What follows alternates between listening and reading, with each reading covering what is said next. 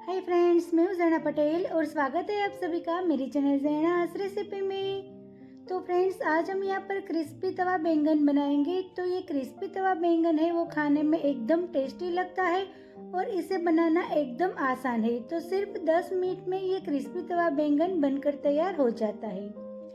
तो आपको जब भी कोई सब्जी बनाने का मन ना हो या तो फिर कोई सब्जी खाने का मन ना हो, तब आप फटाफट से ये क्रिस्पी तवा बैंगन बना सकते हो। तो चलिए फटाफट रेसिपी की शुरुआत करते हैं, बनाते हैं क्रिस्पी तवा बैंगन। तो क्रिस्पी तवा बैंगन बनाने के लिए सबसे पहले यहाँ पर हम एक प्लेट ले लेंगे। तो इसके अंदर हम 1 चम्मच नमक डालेंगे, 1 चम्मच काला नमक लेंगे, 1 चम्मच हम रेड चिली पाउडर लेंगे। इसके साथ हम 1 चम्मच धनिया जीरा पाउडर भी लेंगे और इसके साथ हम थोड़ा सा यानी कि आधा चम्मच आमचूर पाउडर लेंगे और आधी छोटी चम्मच हम काले मरी का पाउडर लेंगे। तो ये सारे मसाले को हम हाथ से इसी तरह से मिक्स कर लेंगे। तो हाथ से मिक्स करने से ये सारा मसाला है वो एकदम अच्छे से मिक्स हो जाता है। तो यहाँ पर मेरा सेंधा नमक है तो बीच बीच में थोड़ा सा इस तरह से वो जम गया है, तो इसे हम हाथ से तोड़ देंगे। तो इसके साथ हम थोड़ी सी हल्दी पाउडर भी डालेंगे। अगर आप हल्दी पाउडर नहीं डालना चाहते हो तो उसको स्किप भी कर सकते हो। तो सारा मसाला मिक्स हो जाने के बाद इसके अंदर हम पहले थोड़ा सा तेल डालेंगे और तेल के साथ पहले हम ये मसाला इस तरह से मिक्स कर लेंगे। तो इसी तरह से थोड़ा सा मसाला मिक्स करने के बाद फिर से हम इसके अंदर थोड़ा और तेल डालेंगे। तो इसमें तेल की क्वांटिटी का कोई माप नहीं है, आप इसी तरह से देख सकते हो सारा मसाला है वो एकदम अच्छे से मिक्स हो जाए और इसी तरह की कंसिस्टेंसी आ जाए, इतना आपको मिक्स करना है। तो यहाँ पर आप देख सकते हो हमारा ये बैंगन के ऊपर कोट करने के लिए मसाला है वो एकदम रेडी है। ये मसाला एकदम टेस्टी और एकदम चटपटा बन के तैयार हुआ है। तो इसको हम साइड में रख देते हैं और यहाँ पर मैंने एक बड़ी साइज का बैंगन ले लिया है। तो यहाँ पर आप देख सकते हो मैंने ये सफेद वाला और एकदम बड़ी साइज का बैंगन लिया है। आप चाहो तो कोई भी बैंगन का इस्तेमाल कर सकते हो। अब ये बैंगन का ऊपर का हिस्सा है वो मैंने काट कर निकाल दिया है। अब ये बैंगन की हमें स्लाइस करनी है। तो ये बैंगन की एकदम पतली पतली स्लाइस नहीं करनी है, हमें मीडियम थिकनेस में ये बैंगन की स्लाइस करनी है। तो यहाँ पर आप देख सकते हो मैंने यहाँ पर ये मीडियम साइज की थिकनेस में बैंगन की स्लाइस की है। तो यहाँ पर आपका बैंगन की साइज जितनी होगी उस हिसाब से इसकी स्लाइस होगी। तो यहाँ पर ये मेरा बैंगन बड़ा है तो इसकी एकदम बड़ी बड़ी स्लाइस बनके तैयार होती है। तो इसी तरह से हम ये पूरा बैंगन की स्लाइस कर देंगे। तो बीच में से ये बैंगन है वो थोड़ा सा बीज वाला होता है, तो फिर भी इसमें कोई दिक्कत नहीं है। वो जब कुक हो जाएगा तो आपको जरा सा भी पता नहीं चलेगा कि ये बीज वाला बैंगन है। तो ये बैंगन आप छोटा बड़ा लंबा कोई भी साइज का बैंगन आप ले सकते हो और पर्पल कलर वाला भी बैंगन का इस्तेमाल आप कर सकते हो। तो यहाँ पर आप देख सकते हो मैंने ये मीडियम थिकनेस में बैंगन की स्लाइस कर ली है। तो ऐसे ही थिकनेस में आपको बैंगन की स्लाइस करनी है। तो यहाँ पर मैंने ये पूरा बैंगन की स्लाइस करके तैयार कर ली है। अब यहाँ पर हमने जो मसाला तैयार किया था वो मसाला हम ले लेंगे।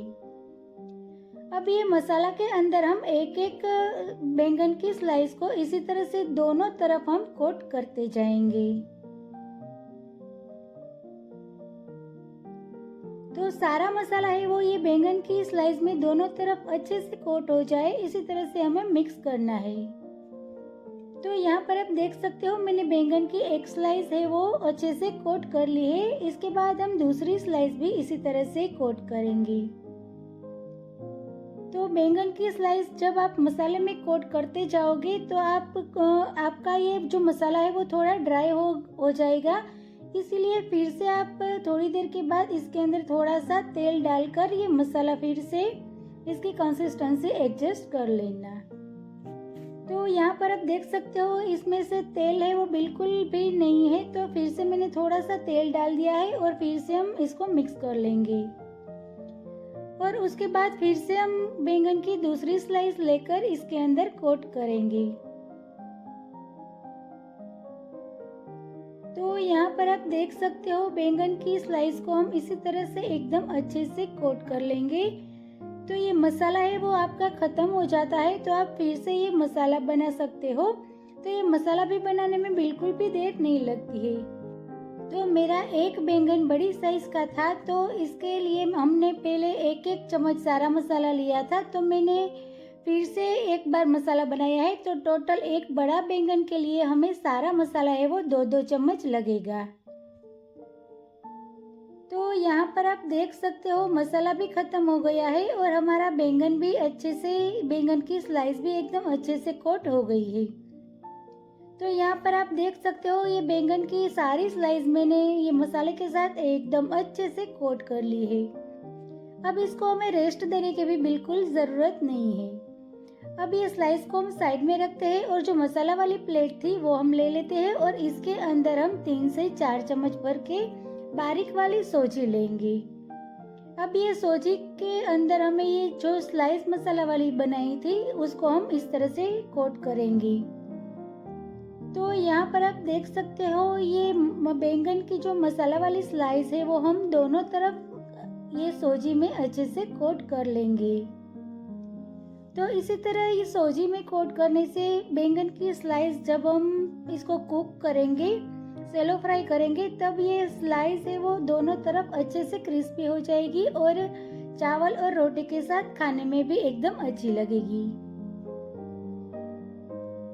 तो यहाँ पर आपको ये बैंगन की स्लाइस है वो क्रिस्पी नहीं करनी है तो आप ये स्टेप को स्किप भी कर सकते हो और ऐसे ही आप ये मसाला वाली स्लाइस को तुरंत ही इसको सेलो फ्राई कर सकते हो।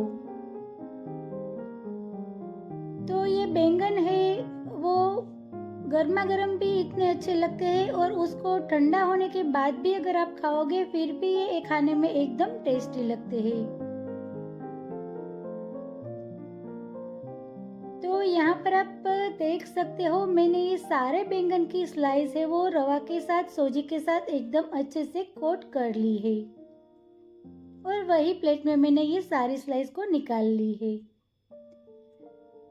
अब आप इसी स्टेज पर इसको फ्रिज में भी रख सकते हो और जब आपको इसको गर्मा गर्म खाना है तब आप इसको सेलो फ्राई करके खा सकते हो।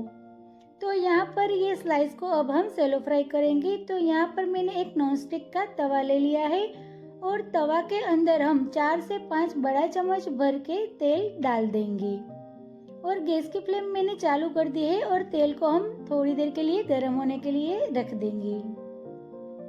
तो ये तेल को हम तवा के चारों तरफ अच्छे से फैला देंगे ताकि ये तवा है वो अच्छे से तेल से कोट हो जाए। अब यहाँ पर तेल गरम हो गया है और इसके अंदर हम ये बैंगन की स्लाइस को रखेंगे।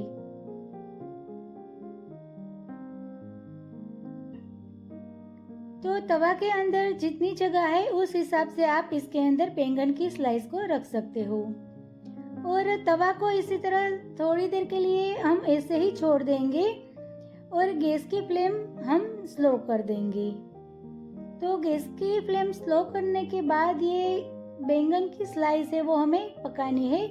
तो ये बैंगन की स्लाइस पकने में बिल्कुल भी देर नहीं लगती है। इसके ऊपर भी हम थोड़ा थोड़ा तेल डाल देंगे और 2 से 3 मिनट के बाद ये बैंगन की स्लाइस को हम एक बार पलट देंगे। तो सिर्फ 2 मिनट में बैंगन हमारा एकदम पकना शुरू हो गया है और उसको पलटने के बाद फिर से हम इसको एक बार पलटकर अच्छे से कुक कर लेंगे। तो इसी तरह से ये बैंगन की स्लाइस को हम 2 से 3 बार पलटकर दोनों तरफ अच्छे से कुक करेंगे और एकदम गैस की फ्लेम हम स्लो रखेंगे ताकि जो हमने सोजी में कोट किया है इससे हमारी ये स्लाइस है वो काफ़ी क्रिस्पी बनकर तैयार होगी। तो यहाँ पर आप देख सकते हो चाकू की मदद से हम देखते हैं तो हमारी ये बैंगन की स्लाइस है वो एकदम अच्छी तरह से कुक हो गई है। तो ये बैंगन की स्लाइस को कुक होने में सिर्फ 3 से 4 मिनट ही लगी है। तो इसको कुक होने में बिल्कुल भी देर नहीं लगती है, इसलिए आप जब चाहो इसी तरह से ये तवा मसाला बैंगन एकदम फटाफट से बना सकते हो। तो यहाँ पर हमारी ये बैंगन की स्लाइस एकदम अच्छी तरह से पककर तैयार हो गई है। तो इसको हम फटाफट गर्मा गर्म एक प्लेट में सर्व कर देते हैं। तो फ्रेंड्स, ये तवा मसाला बैंगन को आप कोई भी रोटी, पराठा, भाकरी के साथ या तो फिर रोटला के साथ भी खा सकते हो और इसको आप चावल के साथ भी खा सकते हो। चावल के साथ भी ये एकदम बढ़िया और एकदम टेस्टी लगता है। इसके साथ हम ऑनियन और टमाटर का सलाद भी सर्व कर देते हैं।